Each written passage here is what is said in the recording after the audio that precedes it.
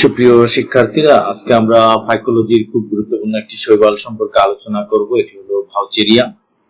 আশা করি লেকচারটি তোমাদের খুব ভালো লাগবে।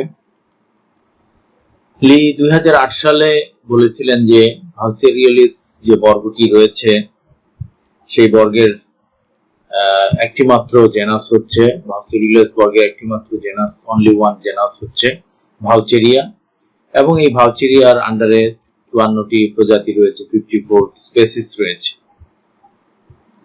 ইতিপূর্বে এটি ক্লোরোফাইসির অন্তর্গত ছিল বিভিন্ন কারণে, যেমন এদের পিগমেন্টস, ফ্লাজেলা এবং স্টোরফোর্ড এসব বৈশিষ্ট্যের সাদৃশ্য থাকার কারণে এটিকে পূর্বে ক্লোরোফাইসির অন্তর্গত করা হয়েছিল, কিন্তু বর্তমানে এটি জ্যান্থোফাইসি শ্রেণীর অন্তর্গত রাখা হয়েছে। এটির ডিভিশন হচ্ছে, যদি আমরা ক্লাসিফিকেশন দেখি, ডিভিশন হচ্ছে জ্যান্থোফাইটা, বা এটার আরেকটা নাম হচ্ছে হেটেরোকন্টোফাইটা, লি যেটা 2008 সালে নির্ধারণ করেছিলেন। এটার অর্ডার হচ্ছে ভাউচেরিয়ালিস এবং গোত্র হচ্ছে, বর্তমান গোত্র হচ্ছে ভাউচেরিয়াসি। আমরা এটার দৈহিক গঠন যদি আলোচনা করি তাহলে আমরা দেখি যে এটার বর্ণ হচ্ছে ইয়েলোইশ গ্রিন বা হলুদাভ সবুজ বর্ণ। ফিলামেন্টাস অর্থাৎ এদের দেহটা হচ্ছে সূত্রাকার। আমরা ছবির মধ্যে দেখতে পাচ্ছি যে এদের দেহটা সূত্রাকার দেহ, লম্বা সুতার মতো। সিলিন্ড্রিক্যাল অর্থাৎ অনেকটা পাইপের মতো বা নলাকার দেহ তৈরি করে, এবং ব্রাঞ্চড অর্থাৎ এদের বিভিন্ন শাখা প্রশাখা তৈরি হচ্ছে, যে আমরা এখানে শাখা প্রশাখা বা দ্বিধা বিভক্ত শাখা দেখি। 2 নম্বর যে বৈশিষ্ট্যটা, এটাকে সিনোসাইটিক বলা হয়েছে, অর্থাৎ এদের সম্পূর্ণ দেহটার মধ্যে কোনো প্রস্থ প্রাচীর নাই বা আড়াআড়ি প্রাচীর থাকে না, যেটার কারণে এটা অর্থাৎ সমস্ত দেহটা কি আমরা একটা কোষ হিসাবে দেখি, এবং একটা কোষ হওয়ার কারণে এখানে সাইটোপ্লাজমের মধ্যে অসংখ্য নিউক্লিয়াস থাকে, মেনি নিউক্লিয়াস ইন সাইটোপ্লাজম। এটার মধ্যে অসংখ্য, সম্পূর্ণটা দেহ জুড়ে অসংখ্য নিউক্লিয়াস থাকে, কিন্তু নিউক্লিয়াস গুলা কোনো প্রস্থ প্রাচীর দ্বারা বা আড়াআড়ি প্রাচীর দ্বারা বিভক্ত থাকে না। Cell wall created during sex organ formation, অর্থাৎ যখন তাদের জননাঙ্গ তৈরি হয়, যৌন জননাঙ্গ তৈরি হয়, তখন সেখানে সেল ওয়াল তৈরি হতে পারে, বা ট্রান্সভার্স সেল ওয়াল যেটাকে আমরা প্রস্থ প্রাচীর বা আড়াআড়ি প্রাচীর তৈরি করতে পারে। এন্ড ব্রেকিং অফ ফিলামেন্ট, অর্থাৎ কোনো কারণে যদি এই তাদের যে দেহটা সূত্রাকার দেহটা, এটা যদি কোনো কারণে ভেঙে যায়, টুকরা টুকরা হয়ে যায়, তখন সেখানে প্রস্থ প্রাচীর তৈরি হতে পারে। 3 নম্বর আমরা দেখি যে টেরেস্ট্রিয়াল স্পেসিস, অর্থাৎ কোনো প্রজাতি, ভাউচেরিয়ার কোনো প্রজাতি যদি স্থলভাগে জন্মায় তাহলে তাদের মধ্যে কালারলেস রাইজোয়েট তৈরি হতে পারে, যে এখানে আমরা চিত্রের মধ্যে রাইজোয়েট দেখতে পাচ্ছি, যে এই ধরনের রাইজোয়েট গুলা মূলত স্থলজ প্রজাতির মধ্যে তৈরি হয়ে থাকে। 4 নম্বর হচ্ছে যে ফিলামেন্ট ওয়াল রিলেটিভলি থিন, অর্থাৎ অপেক্ষাকৃতভাবে যে ফিলামেন্টের যে প্রাচীরটা থাকে বা আবরণটা থাকে সেটা দেখা যায় যে পাতলা, স্টেবল অর্থাৎ স্থিতিশীল, এবং বাইলেয়ার অর্থাৎ এখানে 2টা লেয়ার থাকে বা স্তর থাকে। এদের এই বাইরের যে আবরণের মধ্যে আমরা 2টা লেয়ার দেখি। এই লেয়ারের মধ্যে আউটার লেয়ার যেটা আছে সেটা পেপটিক এলিমেন্টস দ্বারা তৈরি, এবং ইনার লেয়ার যেটা বা ভিতরের লেয়ারটা সেলুলোজ দ্বারা তৈরি হয়ে থাকে। 5 নাম্বার আমরা দেখি যে এদের মধ্যে রঞ্জক পদার্থ থাকে, যেগুলোকে আমরা ক্রোমাটোফোর বলে থাকি। ইজ ওভেট অর ইলেকট্রিক, এটা সাধারণত ডিম্বাকার বা উপবৃত্তাকার হয়ে থাকে। ওভেট হচ্ছে ডিম্বাকার, ইলেকট্রিক হচ্ছে উপবৃত্তাকার। নো ক্লোরোফিল বি, অর্থাৎ এদের মধ্যে ক্লোরোফিল বি থাকে না। অন্যান্য ক্লোরোফিল আছে, ক্লোরোফিল এ থাকে, কিন্তু ক্লোরোফিল বি এর মধ্যে অনুপস্থিত। পাইরিনয়েড রিমেন অ্যাওয়ে ফ্রম ক্লোরোপ্লাস্ট, এদের মধ্যে যে ক্লোরোপ্লাস্ট গুলা থাকে, এখানে আমরা যে ক্লোরোপ্লাস্ট দেখি, ক্লোরোপ্লাস্ট গুলার মধ্যে দেখা যায় যে পাইরিনয়েড সাধারণত ক্লোরোপ্লাস্টের অভ্যন্তরে থাকে। এটা এক ধরনের বিশেষ ধরনের সঞ্চিত খাদ্য, কিন্তু এখানে পাইরিনয়েড গুলা ক্লোরোপ্লাস্টের বাইরে অবস্থান করে। Large long vacuole at the centre of filament, অর্থাৎ তাদের দেহের মাঝখানে এই যে আমরা এখানে যে সাদা অংশটা দেখতে পাচ্ছি, এই সাদা অংশটা হচ্ছে মূলত এদের ভ্যাকিউল বা দেহ গহ্বর, এটা ফিলামেন্টের কেন্দ্রে অবস্থান করে। Reserve food is small well droplets, এদের কোষের মধ্যে দেখা যায় বা এদের দেহের ভিতরে দেখা যায় যে অসংখ্য ছোট ছোট তৈল বিন্দুর মতো সঞ্চিত অবস্থায় থাকে। রিপ্রোডাকশন, এদের যে প্রজনন পদ্ধতি, এটা মূলত অ্যাসেক্সুয়াল এন্ড সেক্সুয়াল, অর্থাৎ অযৌন উপায়ে। অ্যাসেক্সুয়াল হচ্ছে অযৌন এবং সেক্সুয়াল হচ্ছে যৌন উপায়ে। Sometimes vegetative reproduction by fragmentation, অর্থাৎ তাদের যে সূত্রাকার দেহটা এটা কোনোভাবে খণ্ডিত হয়ে বা ভেঙে গিয়ে তাদের অঙ্গজ জনন হতে পারে। তো মূলত এদের অ্যাসেক্সুয়াল রিপ্রোডাকশন তিন ভাবে হয়। সেটা একটা হচ্ছে জুস্পোর তৈরি করতে পারে, অ্যাপ্লানোস্পোর বা হিপনোস্পোর তৈরি করে থাকে, আর একটা হচ্ছে একিনিটি বা সিস্ট তৈরি করে থাকে। আমরা প্রথম জুস্পোর ফরমেশন সম্পর্কে আলোচনা করব। জুস্পোর কিভাবে তৈরি হয় সেটা সম্পর্কে আমরা আলোচনা করব। তো এখানে আমরা দেখি যে তাদের যে জলজ প্রজাতি, অর্থাৎ পানিতে যেসব প্রজাতিগুলো জন্মায়, তারা দেখা যায় যে সেখানে জুস্পোর তৈরি করতে পারে এবং জুস্পোরের মধ্যে ফ্লাজেলার মতো থাকে, যে এখানে ফ্লাজেলার মতো থাকে। এই ফ্লাজেলাগুলো থাকার কারণে তারা দেখা যায় যে এই যে এই ফ্লাজেলা থাকার কারণে তাদেরকে আমরা জুস্পোর বলে থাকি। এই জুস্পোর গুলা সাধারণত বৃহদাকার, বহু নিউক্লিয়াস যুক্ত। এর ভিতরে অসংখ্য নিউক্লিয়াস থাকে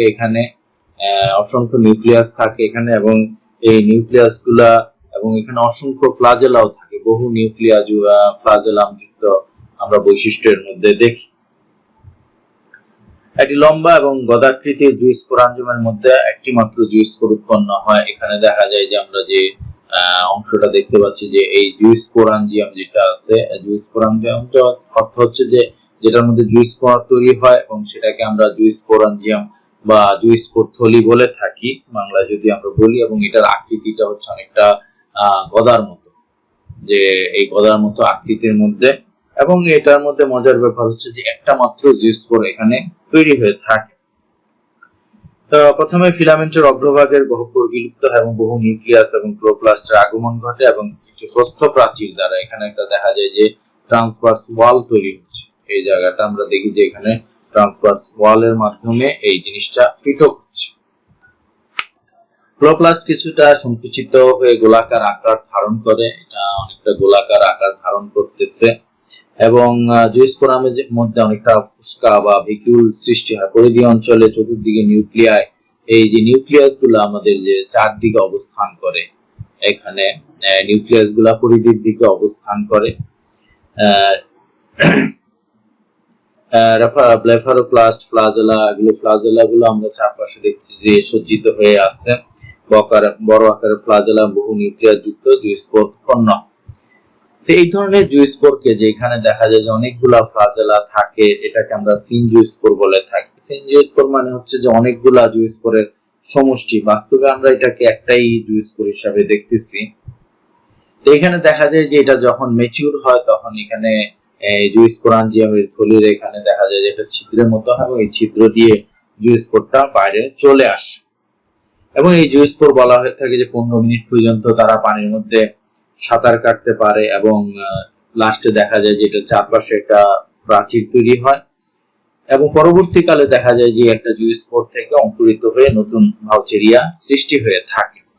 এটা হচ্ছে মোটামুটি জুস্পোরের বিষয়টা। নেক্সট আমরা যেটা দেখি যে অ্যাপ্লানোস্পোর বা হাইপনোস্পোর, এগুলো হচ্ছে নিশ্চল স্পোর, অর্থাৎ যারা সাধারণত যাদের ফ্লাজেলা থাকে না তাদেরকে আমরা অ্যাপ্লানোস্পোর বা হাইপনোস্পোর বলে থাকি। এটা মূলত যখন শুষ্ক পরিবেশে তারা স্পোর তৈরি করে, প্রতিকূল পরিবেশে, তখন তারা এই ধরনের অ্যাপ্লানোস্পোর তৈরি করে থাকে। বা হিপনোস্পোর যেটা আছে, এটা হচ্ছে হিপনোস্পোরটা মোটামুটি আরেকটু প্রাচীরটা বেশি মোটা থাকে, তখন এটাকে আমরা হিপনোস্পোর বলে থাকি। আর অ্যাপ্লানোস্পোরটা হচ্ছে স্বাভাবিক স্পোরের মতোই, স্বাভাবিক জুস্পোরের মতোই, তবে এখানে ফ্লাজেলা থাকে না। 3 নাম্বার সেক্সুয়াল প্রোডাকশনের 3 নাম্বার পদ্ধতিটা হচ্ছে যে এটা দেখা যায় যে দীর্ঘ সময় যদি শুষ্ক থাকে বা কম তাপমাত্রায় দেখা যায় যে তাদের মধ্যে যে তারা দেখা যায় বিশেষ ধরনের এখানে প্রস্থ প্রাচীর তৈরি হয়। এখানে প্রস্থ প্রাচীরগুলা তৈরি হয়ে এখানে অনেকগুলা খণ্ড তৈরি হচ্ছে এবং এটা প্রত্যেকটার মধ্যে অসংখ্য নিউক্লিয়াস থাকে এবং তেল সমৃদ্ধ থাকে। এই খণ্ডগুলাকে আমরা একিনিটি বা সিস্ট বলে থাকি। অনুকূল পরিবেশে একিনিটি বা সিস্ট অঙ্কুরিত হয়ে উদ্ভিদ সৃষ্টি করে থাকে। এটা মূলত হচ্ছে যে একটা প্রতিকূল পরিবেশ অতিক্রম করার একটা পদ্ধতি হচ্ছে একিনিটি বা সিস্ট। নেক্সট আমরা যৌন জনন সম্পর্কে আলোচনা করব। এদের যৌন জননটাকে ওগ্যামাস প্রকৃতির বলা হচ্ছে। ওগ্যামাস হচ্ছে যে যখন দেখা যায় যে শুক্রাণু সচল অবস্থায় থাকে, শুক্রাণু তৈরি হয় অ্যান্থেরিডিয়ামের মধ্যে আর ডিম্বাণু তৈরি হয় ওগুনিয়ামের মধ্যে। এখানে এই অ্যান্থেরিডিয়াম থেকে শুক্রাণুগুলা সচল থাকে এবং অ্যান্থেরিডিয়াম থেকে তারা বের হয়ে আসে। এখানে এই যে শুক্রাণুগুলা বাইরে বের হয়ে আসে এবং সেটা ওগুনিয়ামের মধ্যে বা ডিম্বাণুর মধ্যে প্রবেশ করে। এই যে এখানে ডিম্বাণুটা নিশ্চল অবস্থায় থাকে, ডিম্বাণু কোনোভাবেই পানিতে বা বাইরে আসে না, এই ধরনের নিশ্চল। এখন এই জন্য সচল শুক্রাণু যখন নিশ্চল ডিম্বাণুর কাছে পৌঁছানোর চেষ্টা করে তখন এই পদ্ধতিটাকে আমরা ওগ্যামাস পদ্ধতি বলে থাকি এবং ওগ্যামাস পদ্ধতিতে স্ত্রী জননাঙ্গকে ওগোনিয়াম বলা হয়ে থাকে। তো এখানে আমরা দেখি যে এখানে হোমোথেলিক বলা হচ্ছে। হোমোথেলিক যেটা আছে, হোমোথেলিক প্রজাতি হচ্ছে যে একই প্রজাতিতে যদি অ্যান্থেরিডিয়াম এবং ওগুনিয়াম থাকে তাদেরকে আমরা হোমোথেলিক বলে থাকি। অর্থাৎ একই দেহের মধ্যে বা একই থ্যালাসের মধ্যে দেখা যাচ্ছে যে স্ত্রী জননাঙ্গ তৈরি হচ্ছে এবং এটা পুং জননাঙ্গ, এটা স্ত্রী জননাঙ্গ তৈরি হচ্ছে এখানে। অ্যান্থেরিডিয়াম যেটা আছে এখানে আমরা দেখি যে অ্যান্থেরিডিয়ামটাকে আমরা পুং জননাঙ্গ বলে থাকি এবং এখানে একটা প্রস্থপ্রাচীর দ্বারা এটা প্রথম পৃথক হয়, এটা একটা বিষয়। এরপর অ্যান্থেরিডিয়ামের প্রতিটি নিউক্লিয়াস কিছুটা সাইটোপ্লাজম সহ একটা ক্ষুদ্রাকৃতির শুক্রাণুতে পরিণত হয়। অর্থাৎ এখানে যতগুলা নিউক্লিয়াস থাকবে অ্যান্থেরিডিয়ামের মধ্যে প্রত্যেকটাই এক একটা শুক্রাণুতে পরিণত হবে। প্রতিটা শুক্রাণুর পাশের দিকে দুইটা অসমান এবং বিপরীতমুখী ফ্লাজেলা থাকে। অর্থাৎ প্রত্যেকটা শুক্রাণুর মধ্যে দুইটা ফ্লাজেলা থাকবে, কিন্তু এগুলা থাকবে আকারে ভিন্ন এবং ফ্লাজেলা দুইটা দুই দিকে বিপরীত দিকে অবস্থান করবে। এইখানে বড় ফ্লাজেলা যেটা আছে সেটাকে টিনসেল বলা হয় এবং পিছনের দিকে যে ফ্লাজেলাটা থাকে এটাকে হুইপ্লেশ বলা হয়, চাবুকের মতো আর কি। টিনসেল ফ্লাজেলাটা হচ্ছে অনেকটা পাখির পালকের মতো, যেটাকে আমরা টিনসেল বলে থাকি, যে এখানে এরকম পালকের মতো তৈরি হয়ে থাকে, এগুলোকে আমরা টিনসেল বলে থাকি। আর হুইপ্লেশটা হচ্ছে জাস্ট একটা চাবুকের মতো, যেটাকে আমরা হুইপ্লেশ বলে থাকি। তারপরে পরিণত হওয়ার পরে দেখা যায় যে অ্যান্থেরিডিয়াম যেটা আছে, অ্যান্থেরিডিয়ামের একটা প্রান্ত দেখা যায় যে ছিদ্র হয়ে যায়, সেই ছিদ্র দিয়ে শুক্রাণুগুলা বাইরে বের হয়ে আসে। আর ওগুনিয়ামটা অপরদিকে আমরা দেখি যে এটা গোলাকার বা ডিম্বাকার হয়ে থাকে, এটাকে আমরা ওগুনিয়াম বলে থাকি। এবং এটার ভিতরে যে একটা প্রস্থপ্রাচীর দ্বারা, তো এটা প্রথমে ট্রান্সভার্স ওয়াল যেটা বলা হয়েছে সেটা দ্বারা সেটা পৃথক হয়ে যায়। ওগুনিয়ামের মধ্যে একটা ঠোঁটের মতো অংশ তৈরি হয়, যেটাকে আমরা বিক বলে থাকি। এই বিকটা তৈরি হয় এখানে বা ঠোঁট তৈরি হয়। পরিণত ওগুনিয়ামে বলা হচ্ছে যে একটা বড় আকারে নিউক্লিয়াস থাকে, অন্যগুলা বিনষ্ট হয়ে যায়। অর্থাৎ এটার ভিতরে একটাই নিউক্লিয়াস থাকবে। এই নিউক্লিয়াসটি অনেক ক্লোরোপ্লাস্ট, সেলবিন্দু এবং সাইটোপ্লাজম নিয়ে ডিম্বাণুতে পরিণত হয়। পরিপক্ক ওগুনিয়ামে ঠোঁটের যে শীর্ষভাগ থাকে, ঠোঁটের যে এখানে সামনের যে অংশটা থাকে, এই অংশটা এখানে একটা ছিদ্রে তৈরি হয় এবং এই ছিদ্র পথে দেখা যায় যে এই শুক্রাণুগুলা ভিতরে প্রবেশ করে থাকে। ডিম্বাণুর সাথে একটা শুক্রাণু মিলিত হয়ে জাইগোট তৈরি হয় এবং জাইগোট প্রাচীর বেষ্টিত হয়ে জুস্পোরে পরিণত হয়, এটাকে আমরা জুস্পোর বলে থাকি। জুস্পোর দেখা যায় যেটা কিছুটা সময় বিশ্রাম নেয় এবং এরপরে দেখা যায় যেটা মায়োসিস কোষ বিভাজনের মাধ্যমে বিভাজিত হয়ে নতুন ভাউচেরিয়া সৃষ্টি করে থাকে। তা আমরা দেখি যে ভাউচেরিয়ার জীবনচক্রটা দেখি যে আমরা যদি এই ভাউচেরিয়ার জীবনচক্রের মধ্যে দুইটা পর্যায়ে আছে, সেক্সুয়াল সাইকেল এবং সেক্সুয়াল সাইকেল। অর্থাৎ সেক্সুয়াল হচ্ছে যৌন জননের মাধ্যমে তারা বংশবৃদ্ধি করে, আবার যৌন জননের মাধ্যমেও তারা বংশবৃদ্ধি করে থাকে। অর্থাৎ এটা দুইটা সময় আছে এবং এটা নিয়ে একটা কনফিউশন এখানে আছে যে এটা হ্যাপ্লয়েড না ডিপ্লয়েড। ভাউচেরিয়ার যে মেইন দেহটা, এটা অর্থাৎ থ্যালাসটা কি হ্যাপ্লয়েড না ডিপ্লয়েড, সেটা নিয়েও বিজ্ঞানীদের মধ্যে একটা কনফিউশন আছে। কোনো কোনো বিজ্ঞানী বলছে যে ভাউচেরিয়ার দেহটা হচ্ছে ডিপ্লয়েড এবং এখানে যে শুক্রাণু ডিম্বাণু তৈরি হয়, যে স্পার্ম এন্ড এগ তৈরি হয়, এগুলো তো হচ্ছে হ্যাপ্লয়েড। এটা একটা বিষয় যে দহন এবং এগুলা তৈরি হওয়ার পূর্বে এখানে মায়োসিস হয় বলে বিষয় আছে।